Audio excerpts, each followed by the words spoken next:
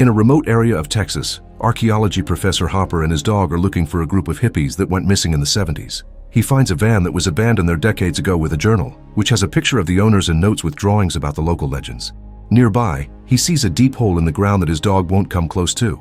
There's also a cave up in the hill, so Hopper goes inside to investigate while his dog won't stop barking at it. Using his flashlight, Hopper sees an armed cowboy standing perfectly still inside the cave and his curiosity increases. He immediately returns to town and asks his students Jackie and Taylor to get him a climbing kit ready, but he also announces that they won't be coming with him like they originally planned. Moments later, Hopper returns to the same area and just in case, he ties a rope to a rock and throws it into the hole. Then he goes back to the cave, which his dog refuses to enter. Once inside, Hopper sees the same cowboy standing in exactly the same spot as last time and carefully approaches him. Suddenly he feels something like an invisible shimmer in the air and touching it reveals moisture, so he thinks it's like a transparent wall and crosses it anyway.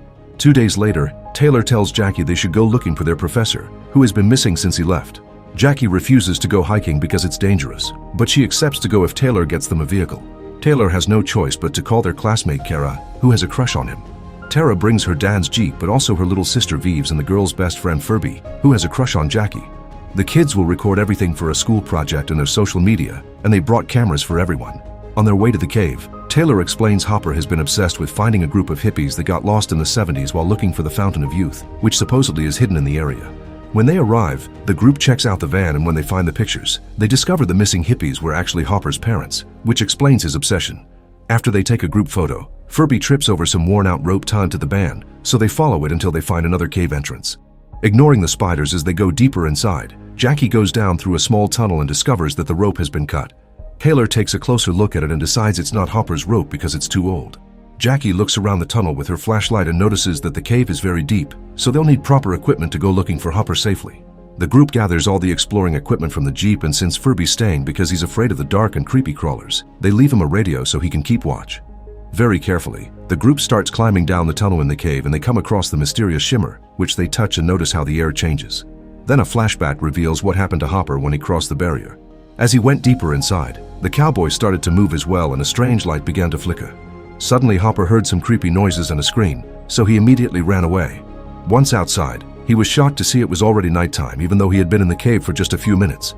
His dog was nowhere inside, and when he reached his truck, he noticed it was covered by overgrown plants and his ID was worn out. Hopper decided to search the area, which was covered by overgrown plants too, and found a Jeep with a bag indicating this belonged to his students. It seemed the cave had sent him into the future. Worried about his students, Hopper went back into the cave, leaving a trail of lights in the process. One of those lights suddenly started floating under the influence of the transparent barrier, so Hopper kept going.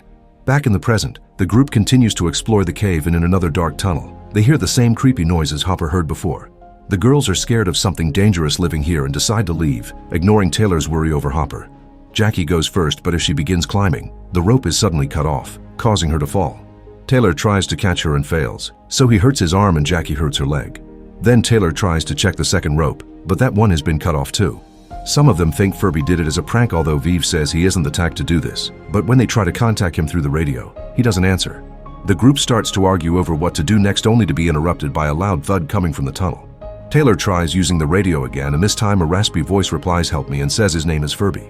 The group isn't sure if believing him because the voice doesn't sound right, and an argument ensues, which only stops when they hear another noise coming from the tunnel. Taylor, Vives, and Kara decide to look for Furby in the tunnel while Jackie stays behind because of her leg. She tries to follow with their filming with her phone, but soon the signal is lost. After walking for a while, the group reaches a spot where the sky is visible and they notice the light keeps flickering. Tara climbs on a rock and finds a broken rope, and when she looks behind it, she finds something that makes her cry. She begs Taylor to take Vives into the other room, but at that moment Jackie arrives crawling and they use a camera to spy what's going on. To their horror, it's Furby's dead body. Taylor points out that Furby's neck is broken and there's more rope on the ground, meaning Furby had tried to climb down and someone cut his rope. He also discovers Furby's camera is still working, so they decide to watch the whole recording to see what happened. In the video, Furby complained about losing contact with the group because nobody answered the radio or is yelling, and to their shock, days started to pass while the boy waited for them outside. His phone ran out of battery, so when he was bored, he read the journal from the van. The story said a bunch of conquistadors were sent by the Queen to find a fountain with magical properties that could heal people or even bring them back to life. Hopper's parents were looking for it when Hopper's sister got sick with cancer.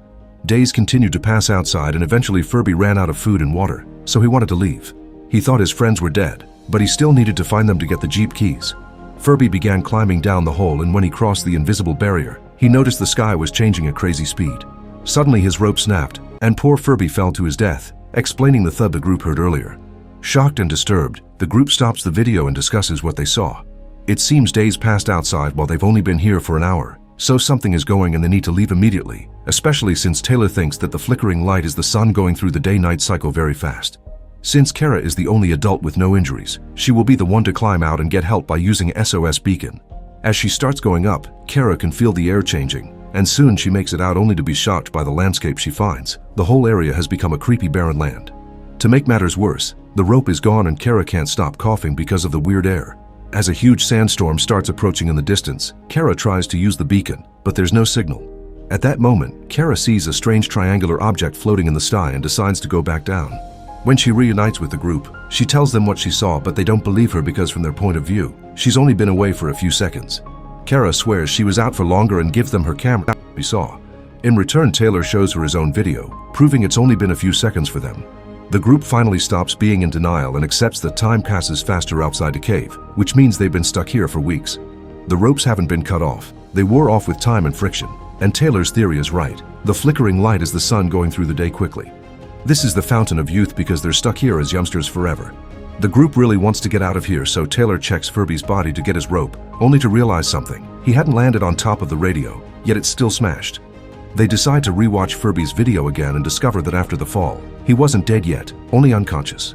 It was he who answered the radio when they called. His voice sounded different because of the damage on his neck.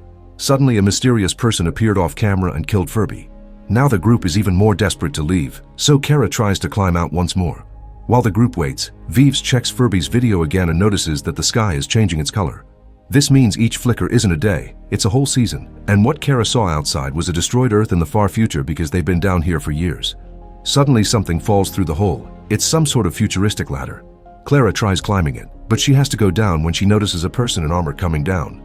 Before they can try to communicate, someone attacks the person. It's a caveman, who made the noises they heard earlier and killed Furby.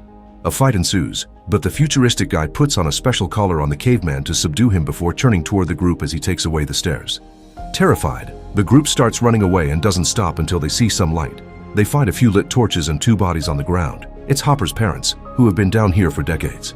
To make matters worse, there's a bunch of cavemen nearby feeding on the dead cowboy, and they hear the group arrive. Taylor tells the girls to go while he fights the cavemen to buy them time, but although he offers a fair fight, there are too many of them and they knock him down. The girls hide behind a rock and see the cavemen run by, so Kara sneaks back and is horrified to discover Taylor is dead. At that moment, the futuristic guy appears and tests a pool of water at the back of the cave. When he gets a positive result, he drags Taylor into the water, pushing Kara away when she tries to take her friend back. At that moment, a caveman shows up, and the guy quickly knocks him down while Kara shockingly watches Taylor come back to life, confirming this is the magic fountain from the stories. Soon the other cavemen also come, and by attacking the guy as a group, they manage to remove his helmet, which makes it hard for him to breathe. The guy manages to put another collar on one of the cavemen, and for the third one, Kara hands him back the tool he dropped so he can win the fight.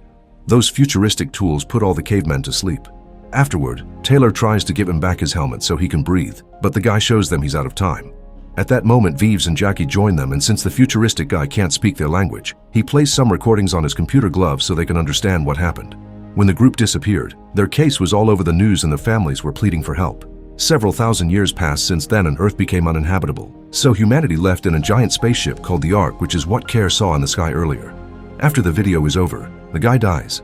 While discussing what to do, Taylor finds something else in the cave. It's Hopper's bag. Determined to find him, Taylor tells the girls to bring over Furby's body while he goes looking for their professor, bringing the cowboy's gun just in case. He goes deeper into the cave and finds the trail of lights Hopper left behind, which he follows until he finds some drawings on the wall representing the effects of the cave. When he turns around, Taylor discovers a whole prehistoric family, but only the kid is alive. He ignores them and keeps going until he finally finds Hopper, who is injured on the floor. In front of him, there's the most shocking thing of all. There is a sphere combining several layers of time and trapping people from different eras, including cavemen, the conquistadors, and Hopper's sister. The professor explains that the whole cave system exists to protect the fountain. At that moment, the girls start calling for Taylor, so he tries to bring Hopper back with him, but Hopper thinks he won't survive the trip. He keeps the gun and tells Taylor to go without him. While the prehistoric kid heals his parents with some water, Taylor reunites with the group and sees Jackie healing her leg in the water. They throw Furby's body in the fountain, and while they wait, they hear a shot. It's Hopper, who failed the only bullet he had. The prehistoric family comes after the group, so Vive starts a fire to slow them down. They make it back to the room with the hole and use the guy's futuristic ladder to start climbing their way. Kara reaches the top first only to discover that the hole has been filled with water. When she touches it, a mysterious creature grabs her up and pulls her through the water. Taylor tries to save her, but at that moment a caveman presses the button on the ladder and makes it disappear, causing the group to fall as Kara is taken out of the cave and the creepy hands put a special mask on her face. The group thinks it's over, but in just a few seconds, strange cables come out of the water and save the friends from falling. The cavemen try to jump to grab them, but at that moment, a completely changed Kara shows up and begins pulling at the cables, dragging the group through the water. After they are gone, more cables come down to search the caves. Moments later, Furby wakes up and discovers he's inside the art flying through space. Soon Hopper appears next to him and the group comes to check on them, showing they're dressed all futuristic too.